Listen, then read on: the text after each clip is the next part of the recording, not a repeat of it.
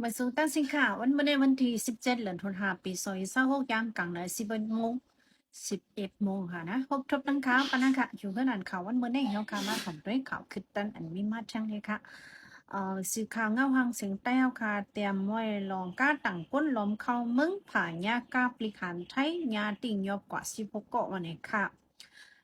ดีเจดอนอุทัยธานีเมืองไทยปอดกังนั่นกล้าต่างก้นหลอมเขาเมืองลำหนึ่งฮอลแลนด์ไปเจ้าหน้าที่ซ้ำกว่าผาใส่ก้าบริหารตำรวจไทยและญาติยอบ16เกาะปาดังก้นหอก้าวันนี้ค่ะบริหารเงางุ้น CIP ออกข่าวเมื่อวันที่16เดือนธันวาคมปี2026ในวายอนมีสายลับส่งข่าวไว้ว่าเดมีก้าต่างก้นหลอมเขาเมืองเข้ามาเนื้อพื้นที่ในและเจ้าหน้าที่บริหารลายภายลายโฮมกันตั้งหลานกดทัดเซเปิดไว้เหนือเส้นดัง ลงหมาย3010ถึงมาย้ำกลางในหมอบ3 โมงในจังซัมมีกา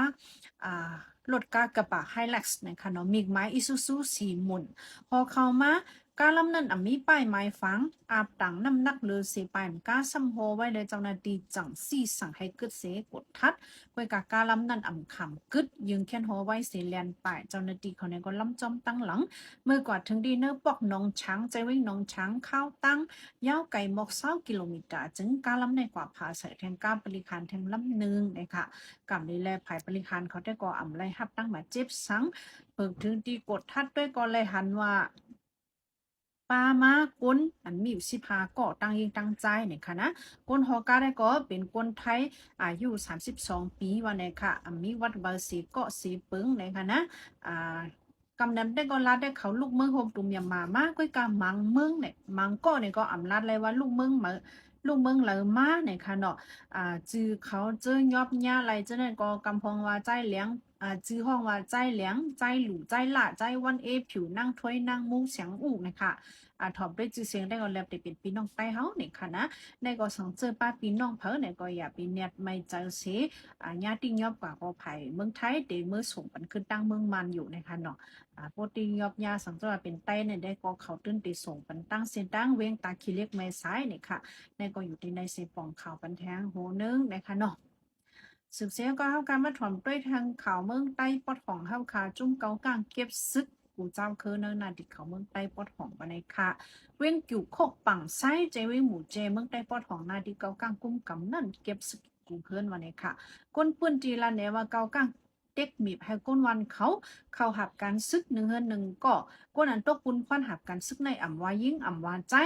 สังว่าอ่ำหับเอาปุนควันในจึงเตอึดปิกและซิมแปดเฮิรนเยเขาวันไหน เกาก้างเขามักมันไว้ว่าใจเจอมีอายุ18เต็มเนเวงกิ่วโคปังไซในเตละหับการซึกเฮิรนก้อยกาเจออายุไปเต็ม18ปีก็ญาจุ้มเกาก้างเขายอบเฮ็ดซึกกว่าอยู่ไหนกวนปืนตีละกวนตกปุนพรตาหับการซึกอันนำเฮ็ดจ้อมคอสั่งจุ้มเกาก้างเจอแน่จุ้มเขาเตะหาอึดปิกซิมแปดเฮิรนเยเปินเจ้าเคอแขกกำพองอันอยู่เศร้าเนเวงปังไซกิ่วโคกเจอแน่ก็อ่อนกันออกไป ก้นมีเงินเขาได้ก็เอาเงินก็หาจางก้นสีมาเตียนเหมือนตั้งแต่ก็จุ้มเกาก้างเขาแน่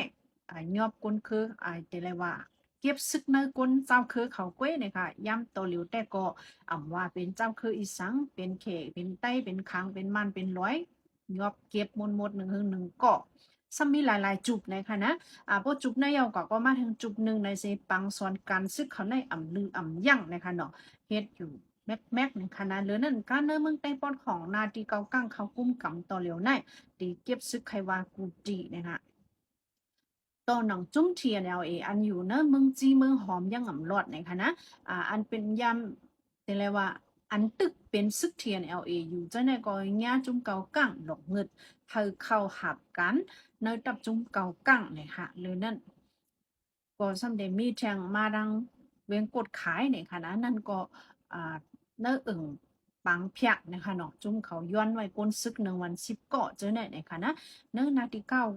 เตลว่าเก้าก้างกุ้งกำนะย้ำต่อเหลียวหาวแห้งมากกูอันกูเมียวเนี่ยค่ะเนาะในก็เป็นแทมโพหนึ่งค่ะเราลายเมืองไต้ปอดของเขาปรเดมาด้วยเว้งตุนที่ได้ก็เตมีลงเตลว่าเขาคือเตย่าเป็ดอ่าเตลว่าโฮมก่อไก่โฮมก่อสร้างอันมี อันมีรอบค่อมรอบไว้อยู่ที่โรงเรียนเอ็นแห้งนั่นเองค่ะเนาะว่าเหก้นเมืองอ่อนออกมาสารคัดตั้งนำตั้งหลายเหข่าวมันลู่ลังกว่าเอาก็ภายภูมิปุนป้อนเขาเอาผ้าเฮก็มากังแห่ไว้เนี่ยค่ะนะลองเฮ็ดสร้างแต่ดียะจะได้แต่ก็ขึ้นหรือว่าอยู่โจเข้าเนี่ยค่ะก็ว่าตีมาจึงถึงในแต่ก็เดี๋ยวเลยเปิดด้วยทางกำเนิดนะคะนะ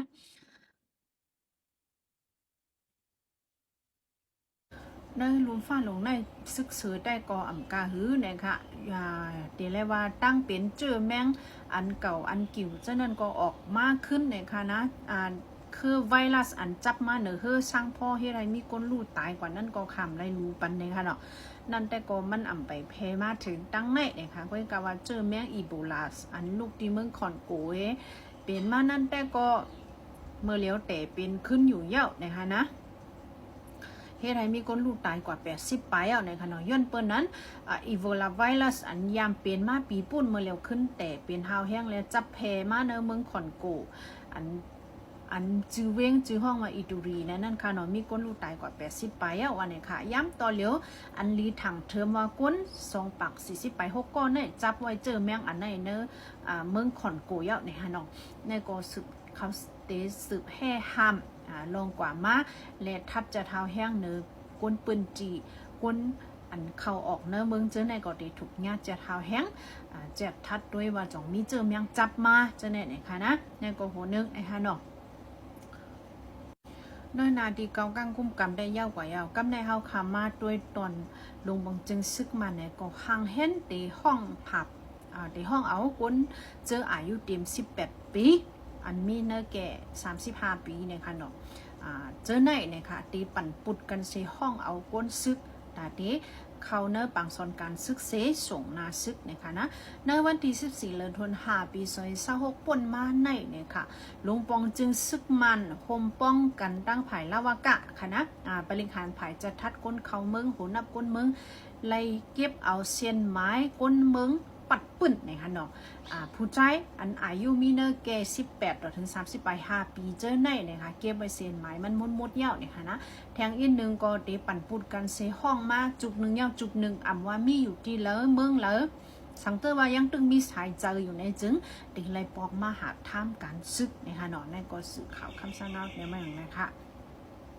บางทีบางตั้งได้ก็นั่งยิ่งในก็เลยแต่หากท่ามการซึกกว่าในเฮาค่ะก็เลยยินอยู่บางกำนะคะเนาะเบอร์ปีป่นมานั่นแต่ก็เขาห้องเอาก้นซึกเหม่อกว่าแน่เดลว่ามีอยู่ตั้งนำตั้งลายในขณะนั้นจุบ1เลยจุบ2นั่นแต่ก็ย้อนเปิดวันเลยหากการซึกออกหน้าซึกเต็มข้าวตั้งกว่า2ปีแล้วแลปล่อยปองมาขึ้นเฮิรนเหี่ยวเนี่ยค่ะก้วยกาวันเนจุบ1นั่นในคณะอันก้นโหนับก้นหาเหงในขณะอันเขาห้องกว่าค่ะนะในกาหาเหงนั่นอันปอกมาขึ้นเนปอกมาขึ้นเฮิรนไรได้ก็มีอยู่2เหงเจ้าในกล้วยเนี่ยค่ะปองว่าเจ้าในก็มันเลยลูกหายลูกตายกว่าเนื้อปังตึกเนื้อนาซึกเจ้าในก็มีตั้งนำนะคะนอนเลือนั่นก็ย้ำตัวเลี้ยวไผ่คมชินซึกมันเขาจะทัดหาวแห้งเหมือนเจ้าหนังเนื้อตึงเวียงหรือตั้งอันดีกว่าตั้งเมืองเหนืออัญญาในคณะปอดตอนอันพี่น้องเจ้าเคิมมันเขาอยู่เศร้าเจ้านั่นเนี่ยก็ญาติจุ่มคมชินซึกมันเขาตั้งกิกตั้งหลานยอบเอากลางคำกลางขึ้นเหล่ห้าวเอาจ้อมตาจ้อมตั้งตีมีก้นเจ้าไหนนะคะเนาะสังเจอว่าเป็นลูกหวานใจอ่อนเจ้าไหนว่ามีตั้งพิษสังในก็เขาตีหาลองตั้งพิษใส่สิก็ยอบกว่าเฮ็ดซึกนี่ค่ะนะเจ้าไหนก็แทงหัวนึงค่ะเนาะอันใครปันฟังถึงปีน้องเขาค่ะลูกหวานก้นหนุ่มเขานี่ค่ะ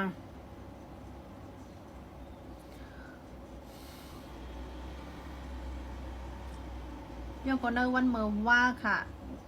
ปางตึกเนื้อเมืองไปเนี่ยค่ะนะเมืองไต้ปดจันแต่หาวแห้งมากขึ้นยาววันนี้ค่ะแต่เอาวันที่13เดือนเมษายน2026มาในนะคะคอมชินซึกมันไล่โทษซึกเขาเมื่อเนื้อนาตีเมืองไป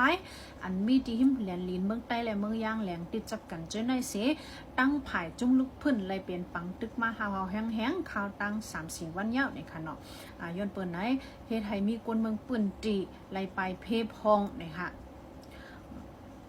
นาตีเนี่ยมันเศร้าออกตาออกตั้งเนี่ยก็เช่นตัวฟังกันเนี่ยค่ะนะได้ก็เป็นข่าวต้นหนักกลางเนินเนี่ยค่ะเนาะข้าวย่ำค่ะก็ตีเต็มทั้งเย้าเลยจ่องกวยฮบทบกันทั้งค่ะย้อนสู้เฮาพี่น้องเขาอยู่ลีกินวันกันเย็นเข้มสาวังมีลีเป็นหลอดเพกันกูดีกูตั้งกูก็กูก้นสิกัมติค่ะออกมาสุงค่ะ